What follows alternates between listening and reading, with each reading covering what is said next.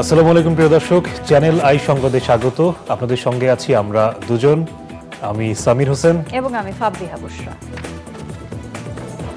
শুরুতেই চলুন দেখে নিই ফ্রেশ প্রিমিয়াম টি সংবাদ শিরোনামগুলো। বঙ্গোপসাগরে গভীর নিম্নচাপটি ঘূর্ণিঝড় রেমালে রূপ নিয়েছে। মোংলা ও পায়রা সমুদ্র বন্দরে ৭ নম্বর এবং চট্টগ্রাম ও কক্সবাজারে ৬ নম্বর বিপদ সংকেত। সংসদ নির্বাচনের আগে কমপক্ষে দুবার এমপি আনারকে খুনের চেষ্টা হয়। হত্যার আগে ক্লোরোফর্ম দিয়ে অচেতন করার তথ্য। দেশকে অর্থ ও অস্ত্র চোরাচালানের ভূমিতে পরিণত করেছিল বিএনপি, বললেন প্রধানমন্ত্রী। উন্নয়ন প্রকল্পে মানুষের জীবনযাত্রার মান বেড়েছে মন্তব্য। দ্রোহ আর প্রেমের পাশাপাশি কাজী নজরুল ইসলাম ছিলেন প্রকৃতিরও কবি। নজরুলের সাহিত্যের বিশাল অংশে প্রকৃতি বন্দনা। নিউ ইয়র্কে 4 দিনের আন্তর্জাতিক বাংলা বইমেলা উদ্বোধন। বাংলা সাহিত্যকে বিশ্বজুড়ে ছড়িয়ে দিতে আয়োজন। এবং মাটির লবণাক্ততা বৃদ্ধি সহ নানা কারণে উপকূলে ব্যাহত হচ্ছে কৃষি উৎপাদন। সংকট মোকাবেলায় পটুয়াখালীতে কৃষকের ভিন্ন দৃষ্টান্ত।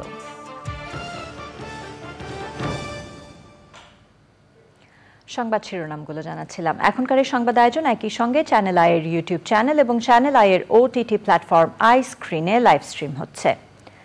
বঙ্গোপসাগরে অবস্থানরত গভীর নিম্নচাপটি ঘূর্ণিঝড় রেমালে রূপ নিয়েছে।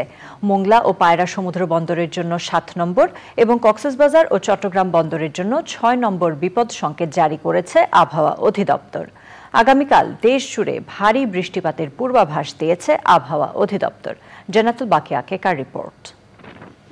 গত ২০ মে পূর্ব মধ্য এবং পশ্চিম মধ্য বঙ্গোপসাগরে লঘুচাপের সৃষ্টি হয়। লঘুচাপটি শুক্রবার রাতে নিম্নচাপ হয়ে শনিবার ভোরে গভীর নিম্নচাপে রূপ নেয়। আবহাওয়া অধিদপ্তর জানিয়েছে, ঘূর্ণিঝড়ের অগ্রভাগ রোববার দুপুরের পর বাংলাদেশ উপকূল অতিক্রম শুরু করতে পারে।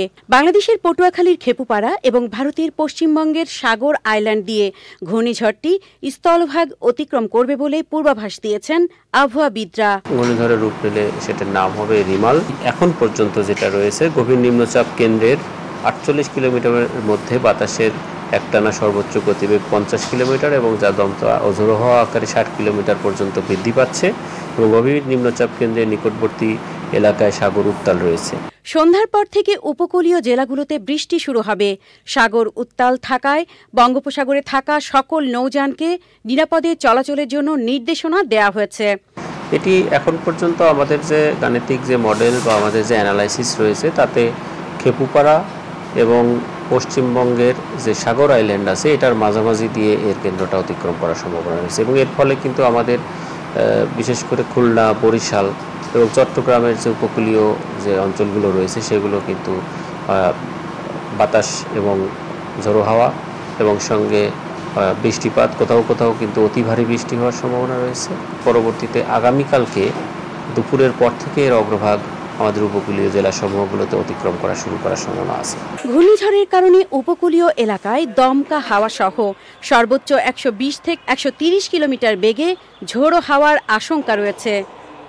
জান্নাতুল বাকিয়া কেকা, চ্যানেল আই, ঢাকা। চলমান ঘূর্ণিঝড় নিয়ে প্রস্তুতি বিষয়ে জরুরি সভা করেছে দুর্যোগ ব্যবস্থাপনা ও ত্রাণ মন্ত্রণালয়। প্রতিমন্ত্রী মহিবুর রহমান জানিয়েছেন, বাংলাদেশের আবহাওয়া অধিদপ্তর থেকে পূর্বাভাস গ্রহণের পাশাপাশি ভারতের আঞ্চলিক বিশেষায়িত আবহাওয়া কেন্দ্রের সাথেও নিয়মিত যোগাযোগ রাখা হচ্ছে। সার্বক্ষণিক তথ্য বিনিময়ের লক্ষ্যে মন্ত্রণালয়ের NDRCC ২৪ ঘণ্টা খোলা রয়েছে। ওয়্যারলেসের মাধ্যমে সরাসরি ১৭৪টি মাঠ কার্যালয়কে সর্বোচ্চ প্রস্তুত থাকার জন্য নির্দেশনা দেওয়া হয়েছে। প্রস্তুত রাখা হয়েছে আশ্রয় কেন্দ্রগুলো। যেহেতু প্রচুর বৃষ্টিপাত হবে, এই জন্য আমাদের এই সিটি কর্পোরেশন, শহর, পৌরসভাগুলিতেও জলাবদ্ধতার সম্ভাবনা রয়েছে। তাছাড়া আপনারা জানেন যে পাহাড়ি অঞ্চলগুলিতে আছে, সেখানে আমাদের ভূমিধসের সম্ভাবনা খুবই প্রবল। সুতরাং এইসব এলাকাও আমাদেরকে আমাদের দুর্যোগের জন্য প্রস্তুত থাকতে হবে। সংসদ নির্বাচনের আগে অন্তত দুবার এমপি আনোয়ারুল আজিম আনারকে হত্যার চেষ্টা করা হয়েছিল। পারিপার্শ্বিক কারণে তা সফল হয়নি। রিমান্ডে শিমুল ভূঁইয়া সহ অন্যদের জিজ্ঞাসাবাদে পাওয়া তথ্য উল্লেখ করে গোয়েন্দারা জানিয়েছেন, নিহত এমপি আনারকে ব্ল্যাকমেইল করতে কলকাতার ওই ফ্ল্যাটে শিলাস্তি রহমানের সাথে আপত্তিকর ছবি তুলেছিল হত্যাকারীরা। হত্যার আগে ক্লোরোফর্ম দিয়ে অচেতন করা হয় বলেও জানান গোয়েন্দা প্রধান। শহীদুল্লাহ রাজুর রিপোর্ট। সংসদ সদস্য আনোয়ারুল আজিম আনার হত্যার ঘটনায় সমন্বিত তদন্তের অংশ হিসেবে ঢাকায় এসে চরমপন্থী নেতা শিমুল ভুঁইয়া ওরফে আমানুল্লাহ, তানবীর ভুঁইয়া ও শিলাস্তি রহমানকে ব্যাপক জিজ্ঞাসাবাদ করে ভারতীয় গোয়েন্দা পুলিশ। এবার ভারতে গ্রেপ্তার কসাই জিহাদ সহ অন্য আসামিদের জিজ্ঞাসাবাদ করবে বাংলাদেশের গোয়েন্দারা। হত্যাকাণ্ডের তদন্তে ভারতে যাচ্ছেন গোয়েন্দা প্রধান সহ ডিবির 3 সদস্য। হানিটেপের মতোই তাকে ভয় দেখাবে, তাকে নোট ছবি, তার যে নোট ছবিটা তারা তুলে এই ছবিটা দিয়ে তাকে 2 দিন ব্ল্যাকমেল করবে। অর্থাৎ তার কাছ থেকে, তার ইন্ডিয়া যে বন্ধু বান্ধব তাদের কাছ থেকে অথবা বাংলাদেশ থেকে হুন্ডির মাধ্যমে টাকাটা নিয়ে আসবে শাহিন, একে যত কোটি টাকায় পারে, কিন্তু তাদের মূল উদ্দেশ্যটা ছিল তাকে হত্যা করবে। কি হতে পারে হত্যাকাণ্ডের মোটিভ? সাংবাদিকদের এমন প্রশ্নে ডিবি প্রধান বলেন, রাজনীতি, আর্থিক লেনদেন ও আধিপত্য বিস্তার সহ বিভিন্ন বিষয় মাথায় নিয়ে তদন্ত করছেন তারা। তাকে হত্যা করার জন্য কিন্তু পূর্বেও 2বার প্ল্যান হয়েছে, নির্বাচনের আগে একবার প্ল্যান হয়েছে, তারা ব্যর্থ হয়েছে। তখন তাদের কথা ছিল বাংলাদেশই করবে। দ্বিতীয়বার তাদের প্ল্যান হয়েছে জানুয়ারি মাসের 17-18 তারিখে। সেই প্ল্যান তারা কিন্তু আমাদের আনার সাহেবও গিয়েছেন দেশে, ওই দেশে, এবং এই চক্রটা কিন্তু সেখানে গিয়েছেন। কিন্তু যেভাবেই হোক হোটেলে থেকে সেটা এই প্ল্যানটার বাস্তবায়ন হয় নাই। 3য় ধাপে সেই প্ল্যানটা তাদের বাস্তবায়ন হয়েছে। এমপি আনারের মরদেহের খোঁজে কসাই জিহাদকে নিয়ে এখনো তল্লাশি চালাচ্ছে ভারতের intelligence bureau. Shahidullah Raju, channel I, Dhaka. প্রধানমন্ত্রী শেখ হাসিনা বলেছেন, অসাম্প্রদায়িক দেশ হিসেবে বিশ্বে দৃষ্টান্ত তৈরি করেছে বাংলাদেশ। গণভবনে বুদ্ধ পূর্ণিমা উপলক্ষে বৌদ্ধ ধর্মাবলম্বীদের সঙ্গে শুভেচ্ছা বিনিময় অনুষ্ঠানে প্রধানমন্ত্রী বলেন, ধর্মকে ব্যবহার করে বাংলাদেশকে বিপথে নেয়ার চেষ্টা করেছিল 75-এর খুনিরা। বর্তমান সরকার বাংলাদেশকে অসাম্প্রদায়িক দেশ হিসেবে গড়ে তুলেছে। সাদি মাহমুদের রিপোর্ট।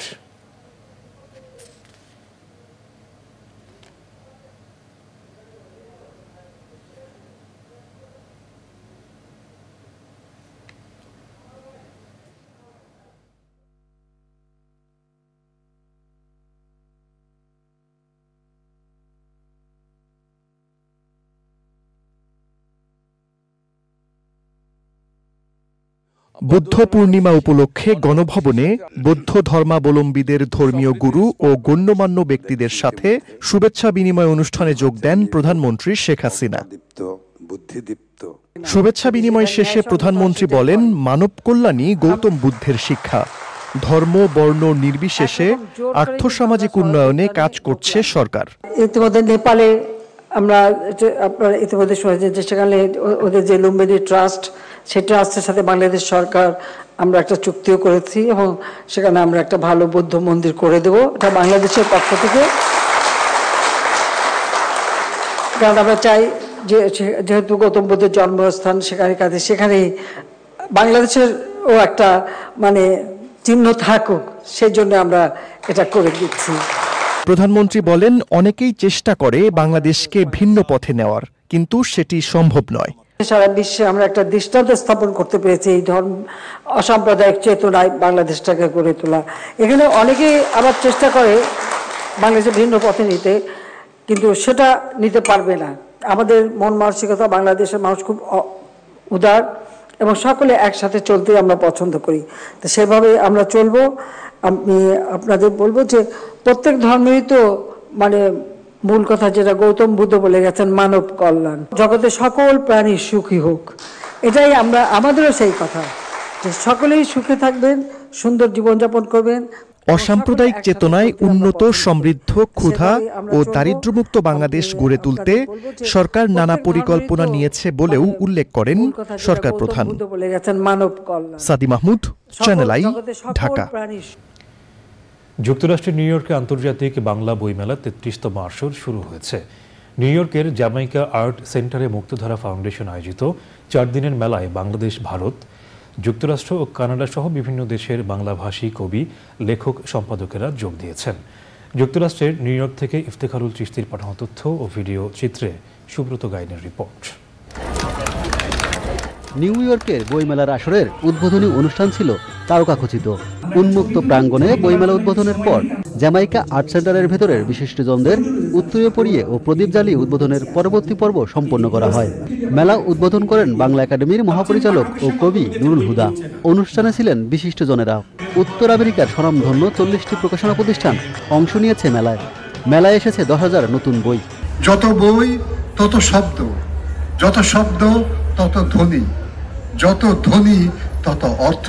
নিউ ইয়র্ক বই মেলা মুক্তিযুদ্ধের চেতনা ধারণ করে সমস্ত প্রোগ্রামগুলো অনুষ্ঠিত করে। কিন্তু আমি সবসময় বলি যে চর্যাপদের আগেও বাঙালি ছিল, তখনও বাংলা ভাষায় সেই কাব্য রচিত হয়েছে। কচিকাঁচা শিশুগুলো এখন বড় হয়ে উঠেছে বইমেলার বয়সের সাথে সাথে। তারা এখন এই বইমেলাটি আগলে রেখে তারা পরিচালিত করছে। অনুষ্ঠানে বিশ্ব সাহিত্যে বাংলা ভাষার তাৎপর্য তুলে ধরেন বিশিষ্টজনেরা। মুক্তধারা ইচ্ছে করলে এইখানে আরো কিছু বই কিভাবে বিভিন্ন লাইব্রেরিতে, এখানকার লাইব্রেরিতে বইগুলো দেওয়া যায় সে ব্যাপারে তারা সাহায্য করতে পারে। ছোট্ট একটা কাউন্টার রাখতে পারে যেখানে মুক্তধারা দোকান তো রয়েছে। যারা লেখক আছেন বাংলাদেশ এবং বাংলাদেশের বাইরে থেকে যারা এসেছেন, এভাবেই মুক্তধারা এই মেলাটি প্রসারিত হয়েছে, সম্প্রসারিত হয়েছে। বাংলাদেশের বিভিন্ন জেলা উপজেলা যে বই মেলাগুলো হয়, প্রত্যেক জায়গায় আমি দেখি যে আমাদের নতুন প্রজন্মের ছেলেমেয়েরা খুব আগ্রহ নিয়ে সেই বই দেখে, বই কেনে, কেউ পড়ে। 1974 সালে জাতির পিতা বঙ্গবন্ধু শেখ মুজিবুর রহমান তিনি বাংলাকে জাতিসংঘে উচ্চারণ করে বলেছিলেন যে এইটি আমাদের ভাষা। প্রজন্ম থেকে প্রজন্মান্তরে বাংলা ভাষা, বাংলার প্রকাশনা এবং বাংলার যে সাহিত্য সেটার সাথে পরিচয় করিয়ে দিয়েছে। উদ্বোধন পর্বে শিশুদের নাচ এবং দলীয় সঙ্গীতের অপূর্ব পরিবেশনা মুগ্ধ করে দর্শক ও শ্রোতাদের। Subrata Gain, channel I. প্রিয় দর্শক, সংবাদের এই পর্যায়ে সময় হয়ে গেল একটি বিরতি নেবার। আর বিরতির পর জানিয়ে ফিরছি। রাফায় হামলা বন্ধে আন্তর্জাতিক বিচার আদালতের নির্দেশ অমান্য করছে ইসরায়েল। গাজায় ত্রাণ সরবরাহে খুলে দেওয়া হয়েছে মিশরের ক্রসিং।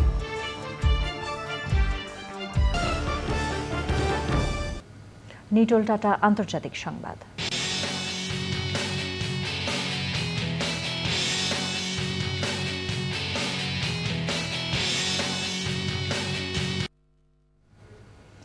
গাজার রাফায় হামলা বন্ধ করতে আন্তর্জাতিক বিচার আদালতের দেয়া নির্দেশ অমান্য করে ভারী অস্ত্র আর গোলা বারুদ নিয়ে এগিয়ে যাচ্ছে ইসরায়েলি সেনারা। তবে গাজায় ত্রাণ সরবরাহ প্রবেশের জন্য মিশরের কারেম আবু সালেম ক্রসিং খুলে দেয়া হয়েছে। আদালতের রায় প্রত্যাখ্যান করে ইসরায়েলের যুদ্ধকালীন মন্ত্রিসভা বলছে, হামাসকে ধ্বংস করে জিম্মিদের মুক্ত করার আগ পর্যন্ত অভিযান অব্যাহত থাকবে। পূবালী ব্যাংক কৃষি সংবাদ।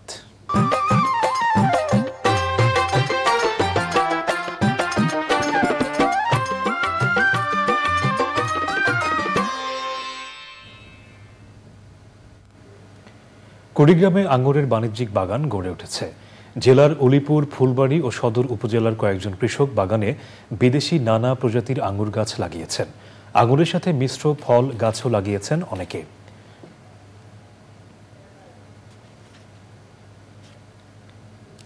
প্রকৃতি সংবাদ।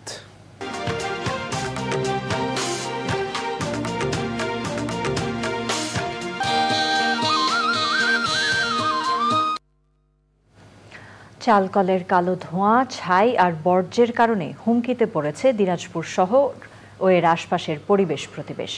যত্রতত্র গড়ে ওঠা এসব চালকলে জনস্বাস্থ্য ক্ষতির পাশাপাশি বিপর্যয়ে পুরো জীববৈচিত্র্য।